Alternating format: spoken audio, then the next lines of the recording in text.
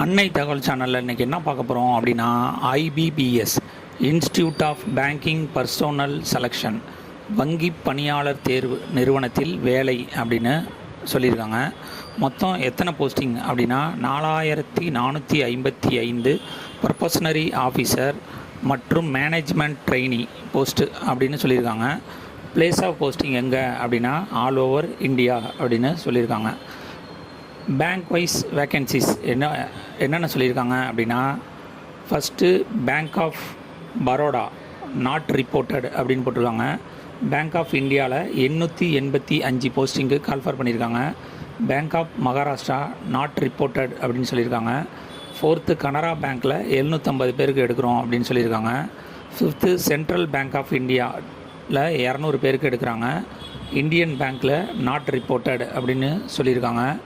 7 Indian Overseas பேங்க்கில் 260 வேக்கன்சின்னு சொல்லியிருக்காங்க. 8த்து Punjab national பேங்க்கில் 200 போஸ்டிங்கு கால்ஃபர் பண்ணியிருக்காங்க.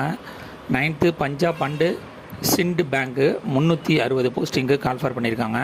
10வது யூகோ பேங்க் நாட் ரிப்போர்ட்டட் அப்படின்னு சொல்லியிருக்காங்க. கடைசியாக யூனியன் பேங்க் ஆஃப் இந்தியாவும் நாட் ரிப்போர்ட்டட் அப்படின்னு சொல்லியிருக்காங்க. மொத்தம் 4455 போஸ்டிங் அப்படின்னு சொல்லியிருக்காங்க. எஜுகேஷ்னல் குவாலிஃபிகேஷன் என்ன எதிர்பார்க்குறாங்க அப்படின்னா, எனி டிகிரி முடித்தவங்க இதுக்கு விண்ணப்பிக்கலாம் அப்படின்னு சொல்லியிருக்காங்க.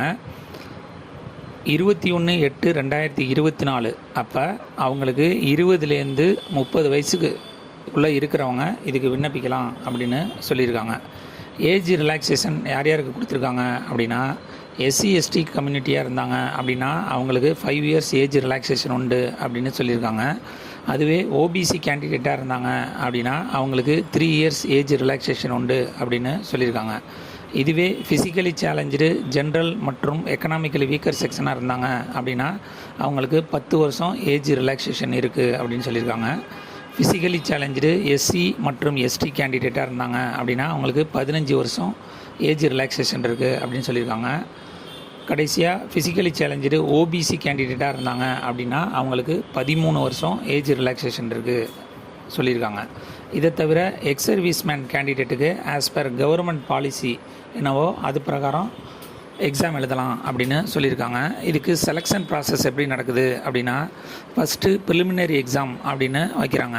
அதில் செலக்ட் ஆகிறவங்களுக்கு மெயின் எக்ஸாம் கண்டக்ட் பண்ணுறாங்க மற்றும் இன்டர்வியூ மூலிமா எடுக்கிறோம் அப்படின்னு சொல்லியிருக்காங்க. இது ஆன்லைன் மூலியமாக மட்டும்தான் எக்ஸாமுக்கு விண்ணப்பிக்க முடியும்.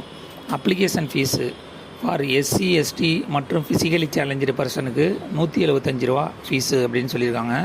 அதர் கேண்டிடேட்டுக்கு 850 ரூபா அப்படின்னு சொல்லியிருக்காங்க. விண்ணப்பிக்க கடைசி நாள் 21/8/2024. டிஸ்கிரிப்ஷனில் லிங்க் கொடுத்துருக்கேன். விண்ணப்பித்து வெற்றி பெற்று பணியில் சேருக. நன்றி, வணக்கம்.